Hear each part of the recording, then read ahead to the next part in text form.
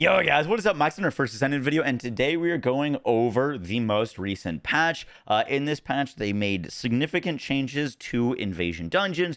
They changed all of the inversion reinforcement buffs. They made it easier to acquire Haley and more. I hope you guys enjoyed the video. We're gonna be going over everything you need to know. Let's get right into it. So we're just gonna read through the notes first, get everything out of the way, and then we're gonna go over my opinions on these changes because I do have some thoughts. But let's get right into it. So to start, they made a lot of changes to Invasion Dungeons. For example, they removed the pillars that weren't displaying symbols. They made the pillars that were facing away. Now they're going to face towards you. They simplified the designs of the symbols on the pillars and reduced the number of symbols from 6 to 4. They fixed an issue where the skills would continue to target the tumors even after they were destroyed. They improved the pillars so that the tumors do not regenerate, so you just need to shoot them once and you'll be able to see all the symbols and they'll all be facing you. They reduced the number of hits needed to destroy the pillars from 5 to 3. They adjusted the movement path and reduced the movement speeds of the drones. They changed the direction of the symbols displayed above the ancestor drone to be vertical, so they will just directly match the pillar rather than having to kind of see oh, it's in the 4th spot. That means it's 4, and then I look at the dots. So they'll just be basically lined up on top of each other. They reduced the number of hits needed to destroy the malignant tumor, blocking the door from 3 to 2, allowing it to be cleared in 1 attempt. So you no longer need to do 2 attempts at the pillars, you just do 1. They increased the range and firing rate of the inversion energy emitter so that it's, you can get through the doors faster. There's some bug fixes there. Increased melee monster spawn rate, so there's going to be more melee monsters spawning. They improved the mechanics of the Legion of Immortality dungeon. They removed the time limit for artificial brain input after the first supply. They changed the amount of artificial brains that have to be supplied to 20 and changed the amount of artificial brains the players can hold from 15 to 10. So you're holding less brains, but you're going to be able to get that done sooner, is how I'm reading that. So you basically just need to get 2 full pickups, and you're done. So that'll be faster. They improved the mechanics of the Legion of Darkness dungeon with the tile occupations. I just did one of these. They're way easier now. There's going to be less colors. They reduced the amount of time that you need to stand on it to 3 seconds. They added symbols beside the colors so that they're a lot easier to identify if you're not good with colors. And they reduced the number of them from 6 to 4. They removed the suicide bombers that would destroy the tiles that you needed to shoot and get rid of. Otherwise, they'd make you have to hop on another plate. They reduced the spawn rates. They changed the symbols to stay on the arc tiles longer after stepping off the central control unit. They added more central control units to allow identifying arc tiles more easily in some dungeons. So there's multiple plates that you can stand on. And then they also fixed the overall difficulty of named monster patterns in Invasion Dungeons. They reduced the frequency and quantity of a lot of the skills. They reduced the amount of projectiles that Goroth is firing and reduced the amount of damage that all of these things were doing. Basically, they made all of the named things just do less skills. Reduced the shield fire skill, reduced monster skill frequency during immunity. And so the Invasion Dungeons, after doing them, are feeling a lot easier. The boss is still something that might take you a few magazines. I don't think they've nerfed the health of the bosses, so they can still be a little bit tankier at the end, but actually getting to the boss is going to be way faster on basically every Invasion dungeon, and we'll talk about my opinions on that soon. Next, they basically removed all of the negative effects from the inversion buffs and made them more positive. So they increased the positive effects and removed the negative effects. If we take a look at that in game, so this biodensity augmentation now gives you 9.5% increased HP, which stacks up to 5 stacks. And every time you kill an enemy, you get this. So that's pretty major. It's a little bit bugged, which we'll talk about again in a second. And all of the resistance ones no longer have a negative. They basically, if you swap your weapons or if you cancel your aim, you lose the buff. But these are much easier to get a bunch of resistances if you need that. They buffed basically all of these things so that they're more impactful. The survival ones, for example, a lot of them, they reduce the cooldown timer on them and remove their negatives. So when your HP is 20% or less during intercept battles, you get 20% movement speed for 3 seconds. This used to have like negatives to like your damage on your firearms. Now you just get more movement speed if you get to low health, which is nice. They did buff the Excava buff. So this went from like, I think it was like 35% increased firearm attack damage for the Excava to 51% increased damage. Gonna be honest, I still don't think that is going to make the Excava feel any better to use, unfortunately. But that is a buff. It's still a 2-second buff on a 20-second cooldown. This pacemaker ability is more interesting now. It's gonna, whenever your movement speed is 300 or less, you get pacemaker, which reduces your skill cost by 25%, which is going to be very nice on Haley. I've been using this on my Haley now. Enhanced pain suppression. Whenever you get an augment to pop, you're gonna get reduced incoming damage. So this is just like 4% damage reduction basically anytime you kill an enemy, which is nice. So these are better. I still don't think that they are great, which once again, after the patch notes are over, we're going to be talking about everything. They also did some massive buffs to the overwhelming shield and overwhelming HP modules. Unfortunate timing on this because I just released an Ajax build, but these got massively changed. They used to be like 2% of your max HP is converted to shield. Now they're like 26% of your max HP is converted to shield, which is gross. And HP increase of overwhelming HP has been increased to 19.8% of your max shield. So the overwhelming mod should be a lot easier to, or much more beneficial to use now. The decreased the defense and HP of Pyro on standard and hard in intercept battles. Also, they decreased the HP and shield of the hummingbirds, which appear in the Executioner and Pyromaniac intercept battles. Your kill score for defeating monsters in hard infiltration operations has been increased. Should be easier to hit the score limit to get your amorphous materials. These are going to be in Kingston, Magister Lab, Sterile Lands, Unknown Laboratory, and Fortress Quarantine Zone. Which is all great things there. A lot of times you'd be like blasting through Magister's Lab at 250 and still not getting the like full thing to get your amorphous materials guaranteed. So good change there. They fixed an issue with the Excava where the amount of max stacks was incorrectly displayed. I was doing some testing on that, and a lot of times tests were inconsistent, so I think that's probably why. They fixed an abnormal slipping that happened when Haley used the Zenith skill after a sub-attack utilizing grappling hook. Never noticed anything there. They fixed an issue where the reference distance is incorrectly displayed to be seen to affect the skill effect range related stats in the skill info screen on Haley's safe strategic retreat. Noted on that. They did fix some Jabber bugs. I made a build. I very clearly stated that it was bugged, but you were able to basically create overlapping infinite turret zones to create a massive amount of damage in a very concentrated space. With Jabber, that has now been fixed, so I wouldn't recommend using that anymore. A turret engineering module is still pretty good, but I would just use the double turret module. And then we have a note from the director. The note says, based on community feedback and data, the dev team has analyzed the success rate of the invasion dungeons and adjusted the difficulty of puzzles and battles against named bosses. Although not yet included in the 1.1.1 update, we're also working on adding matchmaking to the invasion dungeons. That was originally slated for today. It seemingly got pushed back. We're committed to improving this feature so that you can enjoy invasion dungeons with your party as soon as possible. We've also increased the amount of rewards of Haley's research materials that can be obtained in the invasion dungeons.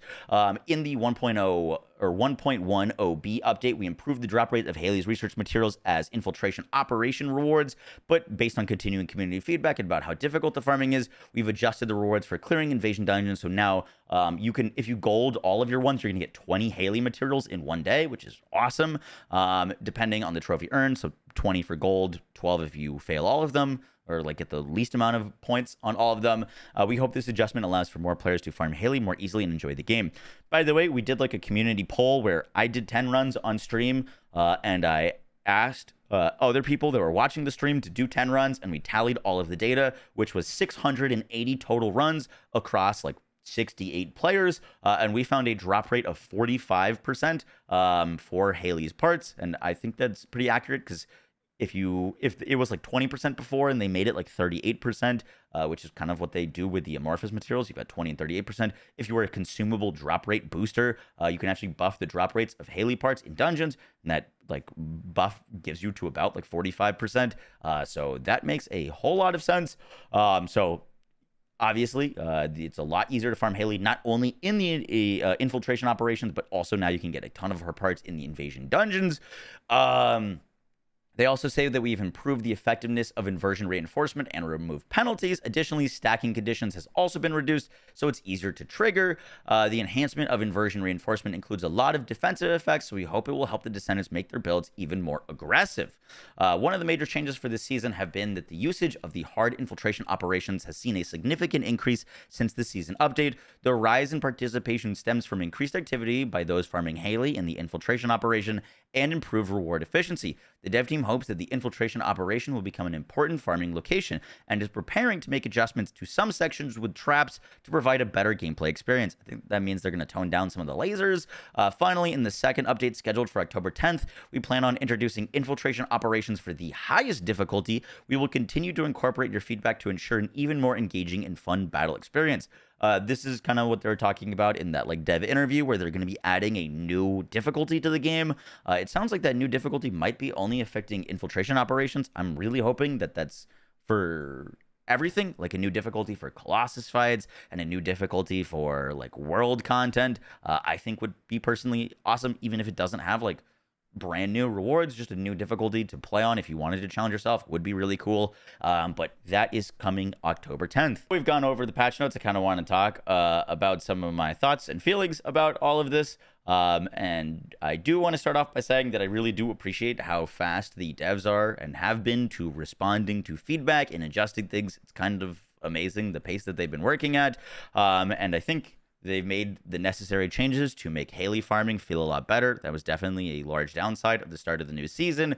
Now you should be able to acquire her across 45% drop rates in dungeons and also 20% or 20 materials a day from invasion dungeons.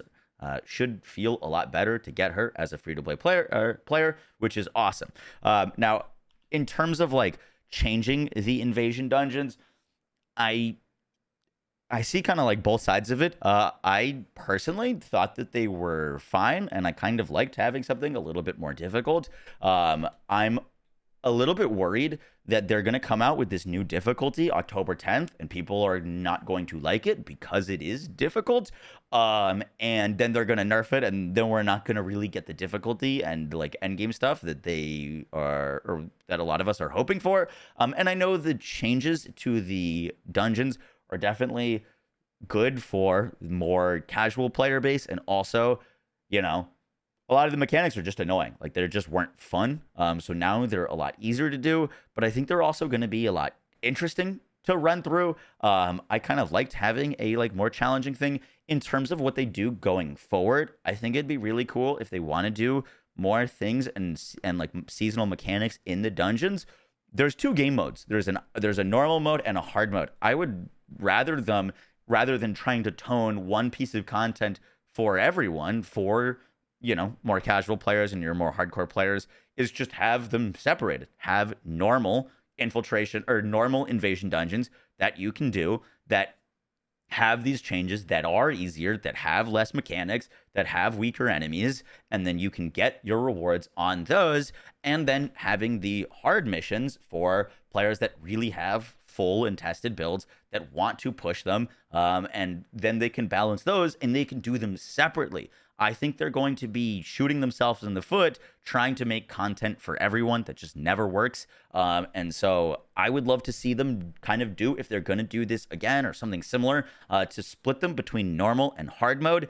I don't need to be more rewarded on hard mode. I just want something to do that's more challenging. So like, I think it would be cool, for example, if you could earn the exact same amount of Haley parts in normal mode as you do hard mode. I don't want to earn more Haley parts in hard mode. That's what people care about. But maybe in hard mode, the gold that I would get would be slightly higher. Maybe it's 1.25 million on hard mode and it's like 1 million on normal mode. Just a little bit of incentive to do it on hard mode, but nothing crazy that makes players feel like they're missing out on doing it. And that way they could have separate balancing for more normal play and less built. And then they could have separate balancing for like fully built characters, because I think, once again, if there's this strategy that they're going forward, I'm not expecting them to change this now in the season, just more so going forward with kind of content to maybe keep those separate so that they can appease both kind of sides of their player base. The next thing that I want to talk about is inversion reinforcements.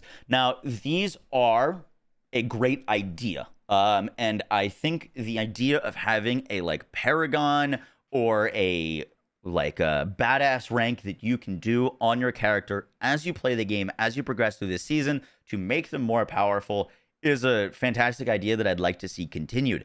I don't think this implementation, even after the buffs, is all that interesting for actually making builds. I would love to see them, like right now they haven't really nerfed anything, right? They've made some like accidental nerfs, like they kind of slightly adjusted Ajax. I don't think that was intentional. Obviously they like bug fixed Kyle, but they've basically kept the balance that has been from the start of the game to now. And they haven't adjusted that. And I think that's fine. I'm not asking for nerfs. I am asking for buffs for some characters. But I think a more interesting way to do these inversion season things is to allow characters that weren't shining to shine through inversion systems or something like this. Maybe they're talking about how Freyna's not really holding up because she's a dot character, and Blair, they're kind of falling behind, like a Bunny, right? Bunny's the top character. Maybe there's a inversion buff that increases the damage over time, or maybe there's something in here that like when you have more than 3 enemies affected by a damage over time, you get a trigger that explodes all of your dot damage instantly. Something like that, where you could see different characters used in different seasons by the like mechanics of some system like this that allows for different characters to shine at different points in the game. That way they don't have to hard adjust the meta or change or nerf things, but they could see different things being used more often. Maybe there's an inversion buff here that when you pull the trigger on your laser, you have a 50% chance to just get to the tier 3 of the lasers. Because right now, you got to hold the laser and it's got to charge up through tier 1, got to get to tier 2, and tier 3, it's doing the most damage, but you've lost 75% of your magazine just to get to that tier 3. Maybe that would help lasers. Maybe there's a buff here that when you get normal ammo, just inherently you have like a 25% chance to find shotgun ammo. Something that actually changes the meta and shifts things around to incentivize use of things that people aren't using rather than just kind of random buffs. Like me getting more health or me getting more mana on something isn't going to change the way that I play. It's just going to make things feel slightly different, but it's not actually impacting the way that we're going to be playing these characters. They said that they want us to play more aggressive. Like, we're already building characters with basically 1 HP module and nothing else. So I'd really love to see them tweak this inversion system, because I think the idea is great, but I still think they're really missing on the implementation of it. The last thing that I wanted to mention is a question that I see be asked a lot is, oh, I already farmed Haley, or I bought Haley. I don't see the reason to run invasion dungeons anymore. Why would I do this mechanic? And I think it's a very fair question to ask. For me personally, I think they're worth doing just off of the amount of gold that you get. You get like 1.25 million gold a dungeon run. You can do them in like 3 minutes. This is the first season that I've ever not had to like constantly be farming gold. And so for me personally, I would run them even though I have Haley, and I have like the other stuff. I just do them for the gold. I can knock them out in like 15, 20 minutes, and just get tons of gold a day. So for that, I think they're great. But I do think that they could do more interesting things with them. In terms of reward wise, because I do understand that, some people, maybe they don't need the gold or they don't care about it. And they bought Haley already. And one thing that I think would be really interesting is, in this game, it is a big collectathon. If you look at Warframe doesn't really have like an air quotes end game, but the big focus is just getting everything, collecting all the weapons, the mods, the characters, and everything. And I think players really enjoy that aspect of the game, and I'd love to see them hone in on that style for seasons. For example, we got basically something that they could have done a lot better, in my opinion, which is the Dead Bride skin. The Dead Bride skin is really awesome, and imagine if this was like a 1% drop rate from Dead Bride. Like, I would be farming Deadbright all day to get like a free awesome cosmetic that I could show off. I think they could do that for the invasion dungeons. Imagine if there was like you could run an invasion dungeon, you could do multiple a day, and there was an invasion dungeon cosmetic for like the Legion of Darkness, and you could run it and have a low chance to get that. I would be doing invasion dungeons every day to try to get those cool cosmetics, and you could have different cosmetics for each season and stuff like that. If they're going to continue doing things like this, there's a lot of cool ways that they could add to incentivize players besides just like hard rewards, like cosmetic rewards. Maybe you could get a Legion of Darkness shader, and that could be something really cool. Or maybe a skin. I'd love to see them lean into some more like free-to-play earnable cosmetics that could really incentivize players and reward playtime. Maybe they're super drop rare. Maybe you have to do a certain amount of invasion dungeons in a season and you could get it guaranteed. Something like that could be really awesome.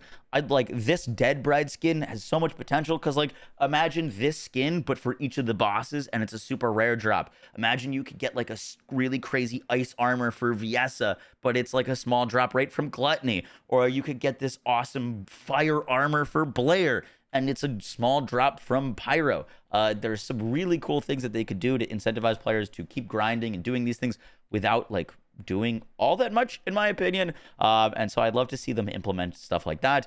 But guys, that's going to do it for the video. I hope you enjoyed. Let me know your thoughts on the season and the changes and the nerfs today. We didn't really touch on Pyro nerfs all that much, but personally, I'm fine with them. Pyro was a big roadblock for me when I was personally leveling through the game, and I'm sure it seems like they have a lot of data. I'm sure that they were seeing that Pyro was a roadblock for a lot of players, so I'm more than fine with them toning him down if it leads to more players getting to experience the end game and getting up to hard mode and getting through that boss ladder a little bit better. But I really do hope that when this new difficulty comes out, they lean into it because, you know, there's trying to adjust kind of all of the content for everyone. I think there does need to be some like more harder content that stays hard. So yeah, guys, that is it for the video. I hope you enjoyed. I'll catch you on the next one. Take care. Peace.